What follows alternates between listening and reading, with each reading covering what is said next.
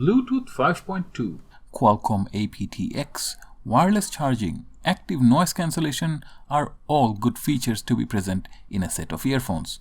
So when Padmate approached me to look at their flagship earphones, it caught my interest. And what I found out in the process of testing these out, they are worth at least one look.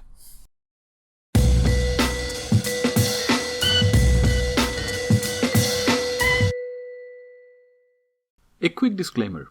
This video is sponsored by Padmate. However, Padmate did not have access to this video or its contents before the video went public. I was free to express my thoughts and opinions, and I have expressed the due criticisms as I saw fit. This note was made to keep things transparent, but I hope you will find the contents of this video balanced. Introduction. What do we have in our hands? We have Pamu Quiet and its little brother Pamu Quiet Mini. Let's first do the unboxing. Both these two models are presented in a similar looking packaging. Once we open the Pamu Quiet box, there is the charging case on top and smaller boxes of other items at the bottom, which includes a box full of various paperworks. Below that, another box containing a carry pouch, USB Type-C charging cable, and a lapel strap, in case if you wanted to hang the charging case around your neck. Finally, there is another little container for different sized ear tips.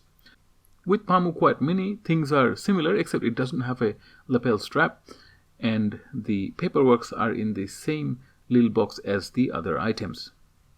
Now let's look at the charging cases, starting with the Pamu Quiet. And what a case at that. I personally do not know about fashion, but this looks fashionable. My wife knows a thing or two about fashion. She thinks this is fashionable. You be the judge. It's got leather-like material on the cover. The bottom also has leather-like texture, and the rim on the edge is aluminum. And all this does look premium. No wonder they included a lapel strap so that you can hang it around your neck and look fashionable. I have seen many different earphones and their respective cases. As far as fashion goes, this really is setting itself apart. We open the case by pressing down on the button on the top of the case, more like a referee's stopwatch. The clamshell opens up with the pearl white theme continuing inside. The two earpieces sit snug in their place. Now the final piece of wow factor. Check this out. The silver lining is also an LED strip. I did not see this coming. It lights up both when the case is charging or when the earphones are being charged. Now the Pamu Mini. As far as build quality goes, it's well made, if not better than most mainstream brands. Though it's not as fashionable as its bigger brother, nothing's wrong with that. Most functions of the case are similar in both. They both charge wirelessly, and they both have LED to indicate that the earphones are charging. Let's talk about the build quality of the earphones. I do not have any complaints here. These are all plastic cases with metal mesh at the speaker. Fairly standard practice, and a lot of big brand name manufacturers make it like this. The quality of finish is nice as well. There is nothing unresolved with the build quality here. The long part of the earpiece has the touch sensitive area, though it's not exclusively marked. Not that we could see it anyway when we are wearing them. The earphones power up when we pick them up from the case, and pairing process is fairly stock standard process. In both Quiet and Quiet Mini, they can work as individual left or right earpiece independent of the other, which means you can potentially use this as a hands-free Bluetooth device. As far as fit and ergonomy goes, I noticed that the ear tips are shaped slightly oval than the regular circle. To me, it did not particularly feel much different as far as fit goes. The overall shape is also tried and tested. Nothing revolutionary here. I suppose it's better to play it safe as far as fitting goes. There are alternative sized ear tips if someone needs them. These earphones stay in place like most other earphones of its kind. Before I talk about the sound, I'd like to mention that I have a second channel and it's called Property Technical. I talk about properties there, and the info shared could help you maybe become the next property tycoon. Check it out, Property Technical. Now let's talk about the sound. I'll start with the Quiet Mini. As far as quality of sound goes, it's simple and it's serviceable. The loudness is ample and the bass, mid and treble are adequately represented. I'm not complaining about the sound quality of Pamu Quiet Mini at all. It's decent enough, punching little earphones. The active noise cancellation works, as does the transparency mode. Just so that no one gets the wrong impression, there is ample bass to get the job done, be it hip-hop, rap, or whatever your jam is. Let's now switch to the bigger brother, Pamu Quiet. Now we're talking. The sound was different in subtle ways. The bass was tighter and punched much lower if demanded. This here is slightly outside the norm. It provides the feel of a good sub, the kind of sub that has as much power as it needs to do its job well, but does not distract at all, which leaves the mids to remain sounding organic. The treble was fine and adequate quantity. Good, but not extraordinary, just good. The total culmination of all this is, to put it in simple words, above average performance. I also should mention that Pamu Quiet can do both aptX, SBC or AAC mode of transmission, while the Quiet Mini can only do SBC and AAC. This could possibly be an attributing factor for the difference in sound quality. The noise cancellation works well as well.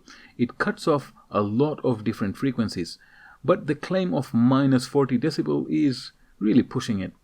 Maybe it can reduce up to 40 decibels of one particular frequency, and they publish it as if the entire sound spectrum is reduced by 40. Now, I do not wish to sound like the noise cancellation does not work. It does, and I used it while vacuuming the house and such, and with good results at that. Just that print versus reality may be a little bit different. To put it in comparison, the Sony's XM3 and XM4 does active noise cancellation, but much better. Even they do not claim minus 40 decibels. Then again, Sony headphones are over $400 Australian, so there's that. Point I'm making is that while the Sony XM3 and XM4 together remains the king of noise cancellation, both these Pamu earphones rank really high, such that it warrants comparing with the champions. Now that is saying something. There is also a transparency mode, which is not as loud as any earphone or headphone that I have come across that has this feature, but again, it works. If you switch between these modes, you can hear the audible difference that each mode makes. And on that note, it's worth mentioning that both Quiet and Quiet Mini is using a separate chip by AMS to handle noise reduction. One additional thing to talk about is the Pamu app. A relatively clean designed interface, the layout is easy to work with. We can reassign the touch panel functions, set the noise cancellation and transparent mode, and so forth. As far as an app is concerned, this is simple, and sometimes that is all we need. If it all sounds peachy and rosy up to this point, well, I have been saving the criticisms for this segment. First thing first, power capacity of the charging case and the onboard capacity. Both Pamu and Pamu Quiet Mini has about 45 mAh onboard capacity, which gives it a playtime of about 3.5 hours and 5 hours respectively. The case, however, has only 500 mAh capacity. In this day and age of spec race, earphones like EOZ Air or Mifo 05 Plus cases boasted 2000 plus mAh battery capacity in their cases. For 2021, these charging cases presented by Pamu is a little bit anorexic. though physical size-wise, they are about the same size as the others. Next is not so much a criticism, it's to do with the touch gestures. What I'm about to say is not a fault of the earphone as such. And it's the same thing I said in my recent video for the Sony XM4. Touch gestures work and we need them. But at the same time, we fail to activate the commands perfectly. For me, it's about 30% of the time when wearing them to know exactly where to touch. Does not happen perfectly each time. But I'd rather have this feature than not, because the remaining 70% of the time it works. And while we're on the subject, there is no way to control volume for the earphones, which forces me to take out the phone out of my pocket and adjust the volume. The return policy. I will wholeheartedly criticize that. I mean, look at this line. You have no right to return in-ear products if such products' packaging has been opened, meaning that the packaging seal are broken. And this is absolute BS, citing health concerns to weasel out of taking returns. I am not a legal practitioner, but my understanding of the Department of Fair Trading's guidelines suggests that much of the Padmate's return policy is non-compliant, but the Department of Fair Trading operates within Australia. Wherever Padmate is, clearly they do not have to worry about these things. If hygiene was such an issue, have a dedicated returns room or a way to sanitize returns so your staff is protected. Do something, instead of looking like your intention is to dodge. Padmate, here is my suggestion for a revision. How about no questions asked return policy? If you are not fully satisfied with our product, please return it for a full refund. How about saying something like that? The product is good enough that people will not want to return it once they have bought it and used it. And I can say so because I have your product in my hand. Padmate, act like you believe in your product. I don't want to hear any BS either.